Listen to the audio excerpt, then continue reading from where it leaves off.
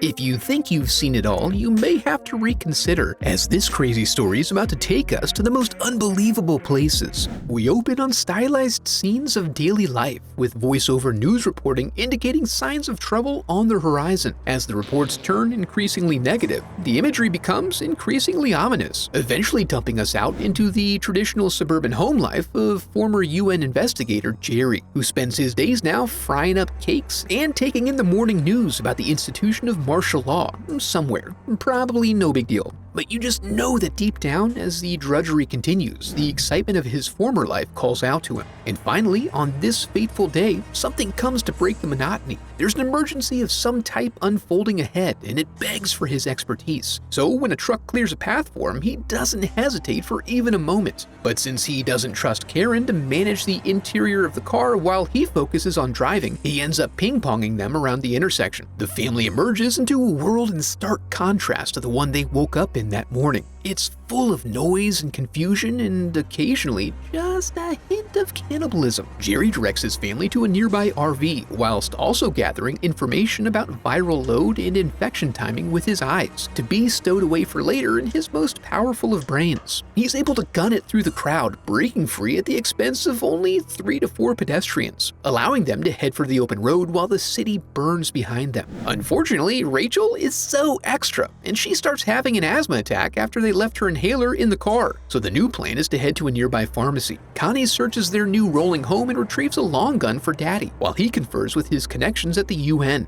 Thierry intends to helicopter him to safety, but this comes with a price. I'll need you.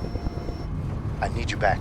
He's going to have to delve into the thick of it. They end up in New Jersey scrounging for food and supplies. The customer service is a bit lacking, but the pharmacist is very new, and he is able to get them what they need. Connie then rolls out of an aisle, indicating danger beyond. Jerry turns a corner to find out the boys are already wilding out. In pursuit of his family's safety, a gunfight breaks out. Jerry's success here mostly relies on his opponent's poor aim. And then, as he willingly prepares to get cuffed by authority, he discovers that the rules no longer apply. When they get back out, the RV is gone, so he calls Thierry, who confirms they will swoop in to pick him up the next morning from the top of a nearby apartment complex. But will they make it? The runtime suggests they will. The family takes a romantic road flare-lit jaunt up the stairs, eventually finding safe haven in apartment 715. As they settle in, Jerry finds an electronic device that he reconfigures into some sort of communications funnel that feeds them emergency broadcast information that advises them to do exactly what they're currently doing. The next time he's awake, he confirms that in his experience with dangerous places, the survivors tend to be those who keep moving. So he invites the family to join him on the helicopter, but the offer is declined. When it's time to go, Jerry upgrades his equipment with a bayonet and an issue of Vanity Fair, and then they forge onward, making their way toward the roof.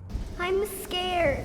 No shit, Connie. Sorry, it's really a tense situation. Even more so when they're found and are required to run the remaining distance to the roof, only pausing here and there to really soak in the visual of Daddy pulverizing brain pans. In his attempt to secure his family's safety, Jerry almost doesn't make it, but Tommy is a crack shot and has chosen to make his own way in life. Having swallowed the enemy's blood, Jerry waits out the infection with a failsafe, but the change never comes. Once confirmed, Jerry holds the line until the gun boys can ready their pew-pews, and when he lets loose, Tommy's papa is the first one out the door. They all make it safely onto the helicopter and take a harrowing trip through the burning city to a carrier where they land, and Terry and Jerry hug it out like brothers. They're shown their modest accommodations before Jerry is taken for a debriefing. Most major cities are absolutely shredded, and the executive hierarchy of our government has been decimated. This quick-acting virus has spread worldwide, with nowhere to evacuate anyone to. Luckily, they've managed to collect the best virologists in the hope of finding a solution. What they need is to locate the source of the transfer and someone to lead them through dangerous areas. This, of course, is a prime job for the UN's most fabulous investigator of various things. Jerry resists at first, but in this new world of singular focus, anyone not helping find a solution is considered non-essential. And non-essentials, he's reminded, belong on the mainland. Jerry breaks the bad news to Karen, but they have matching satellite phones and he promises to call her once a day to check in while he's gone. He then says his tender farewells before taking off in a supply vessel. Along the way, he imparts upon the young doctor the wisdom of staying focused on the SEALs and doing whatever they do. The doctor then imparts his own wisdom by mythologizing Mother Nature, and it really gets his pants moist. When they arrive in South Korea, the base is dark, but they have no fuel and have to land.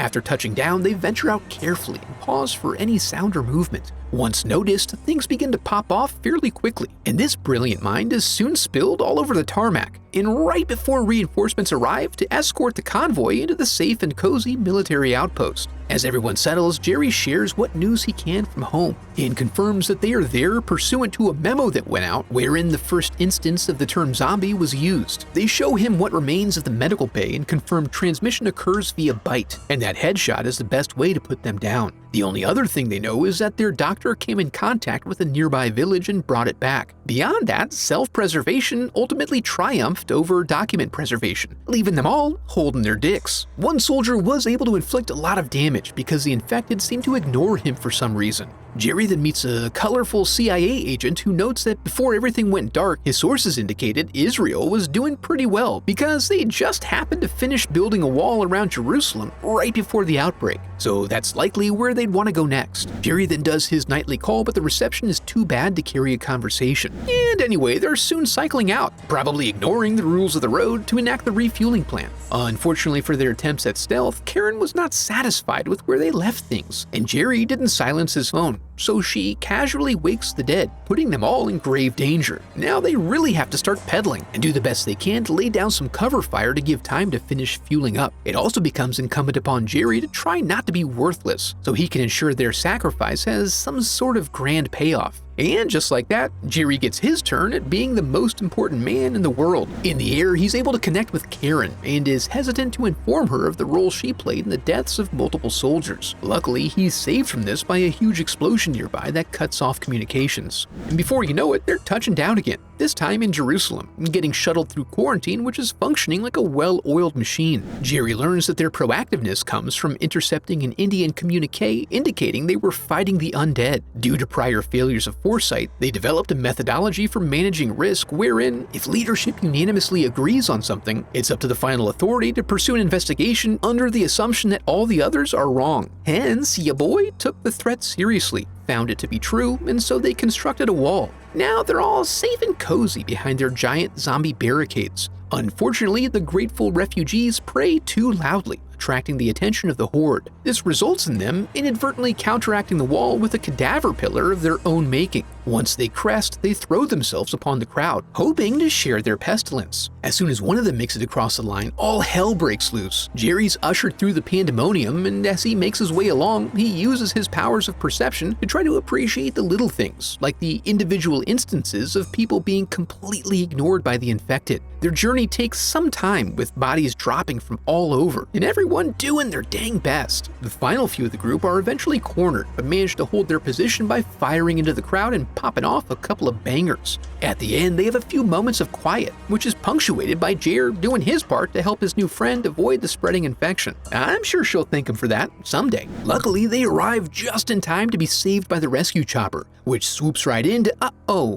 Jerry's pilot pal then skedaddles with an empty cargo bay, like a true dirtbag, forcing them to commandeer a passenger airliner. The plane manages to take off as the infected pour onto the runway, and the calm washes over the passengers as they reach altitude, thankful that they escaped the destruction of the city below. When they have the time to address personal matters, Jerry begins the arduous process of cleansing and redressing Sagan's wound. He then is able to leverage his powerful mind to piece together thoughts of all the individuals he's witnessed being ignored by the snappers. Re-energized by his eureka moment, he calls his boo so he can talk to his other boo to request he seek out a disease research center that's near an airport. He then connects Terry with the pilot to explain the situation. The pilot returns the phone dead, but also confirms that they're now heading to Cardiff and begin their descent. Unfortunately, someone had been hiding their bite marks and begins spreading all over business class. Since they're basically done for, the others try to protect themselves by quietly stacking as much luggage as they can to cram the doorways. This can't hold them for long, and they soon find themselves with a plane to Busan situation going down, with few options available other than in terms of how to die. Jerry has a light bulb moment, testing the pilots on how much they remember from flight school. They manage to maintain control of the bird and crest a nearby mountaintop, then coasting over a forest and just kiss the place beyond the pines. Jerry wakes up alone, completely ignored by catastrophe again.